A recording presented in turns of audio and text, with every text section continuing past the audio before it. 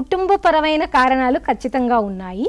వంశపరమైన కారణాలు, జన్యుపరమైన కారణాలు నేను చెప్పలేను. వంశపరమైన కారణాలు ఏమవ్వచ్చు అంటే, ఒక ఫ్యామిలీలో మనం అంటే అన్ని అబ్జర్వేషన్, అంటే పిల్లలంతా కూడా మ్యాక్సిమం అబ్జర్వేషన్ ద్వారా నేర్చుకుంటారు. చాలా ఎక్కువ లెర్నింగ్ అబ్జర్వేషనల్ లెర్నింగ్ ఉంటుంది. కాబట్టి ఇంట్లో ఎవరన్నా పేరెంట్స్ కానీ, తాతయ్యలు, మామలు కానీ ఎవరన్నా ఇలా ఒంటరితనం అనుభవించడం, ఎవరితో కలవలేకపోవడం, కుటుంబంతో సమస్యలు ఉండడం, ఇలాంటివి గమనించినప్పుడు ఖచ్చితంగా అవి వాళ్ళు నేర్చుకునే అవకాశం ఉంటుంది. బికాజ్ అనుకరిస్తారు కదా. సో అదే థాట్ ప్రాసెస్ కానీ, అదే ఇమోషనల్ ఎక్స్ప్రెషన్ కానీ వచ్చే అవకాశం ఉంటుంది వంశపరంగా.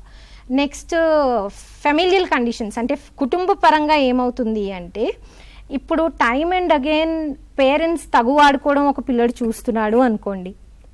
ఓకే, వాడికి ఏజ్ పెరిగిపోతుంది కానీ పేరెంట్స్ మధ్యన సమస్యలు తగ్గట్లేదు. వాళ్ళు కొట్టుకుంటూనే ఉంటున్నారు, మాటలు అనుకుంటూనే ఉంటున్నారు, ఒకరినొకరు హర్ట్ చేసుకుంటూనే ఉంటున్నారు. వీళ్ళకు ఉండాల్సిన టైంలో అవైలబుల్గా ఉండట్లేదు. సో అప్పుడు వాళ్ళు ఏం గమనిస్తారు, డిస్కనెక్టెడ్గా ఎలా ఉంది ఫ్యామిలీ అన్నది వాళ్ళకి తెలుస్తుంది. కానీ కనెక్షన్స్ ఎలా ఫామ్ చేసుకోవాలో వాళ్ళు ఎలా తెలుసుకుంటారండి, ఎలా గమనించుకుంటారు? బికాజ్ ఇప్పుడు ఒక ఇంట్లో తల్లి బాగా వంట చేస్తున్నారు, పిల్లల్ని కూడా వంటింట్లోకి తీసుకొచ్చి నాతో పాటు చపాతీ చేయి చక్కగా నేర్చుకుంటారు చూసి.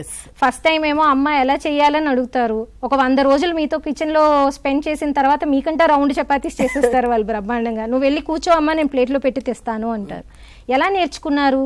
అబ్జర్వేషన్, కొంత amount of training and then practice. అవునా? And patience through all of this phase. Patience ఉండాలి. వాళ్ళు మనంత తొందరగా మనంత పర్ఫెక్ట్గా ఎలా చేసేస్తారు, చేయలేరు కదా.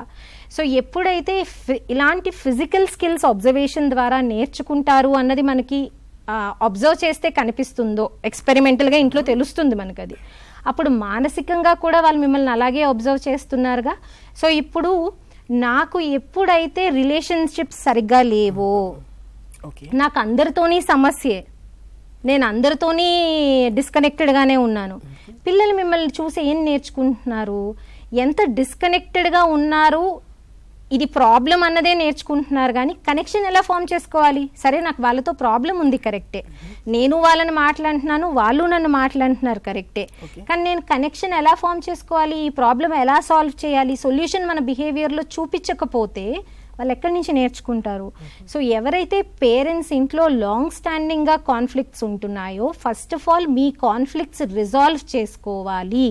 మీ కాన్ఫ్లిక్ట్స్ రిజాల్వ్ చేసుకోకపోతే అది అబ్జర్వ్ చేస్తున్న పిల్లలకి ఎలా ఉంటుంది అంటే, వీళ్ళ సమస్యలు వీళ్ళే రిజాల్వ్ చేసుకోవట్లేదు, నేను ఇంకేం నేర్చుకుంటాను, నాకేం వస్తుంది, నేను కూడా ఇంతేనేమో, నాకు కూడా పెద్ద అయ్యే రిలేషన్షిప్స్ ఇలాగే ఉంటాయేమో, ఒక రకమైన నిరాశ, నిస్పృహ అక్కడి నుంచే స్టార్ట్ అవుతుంది.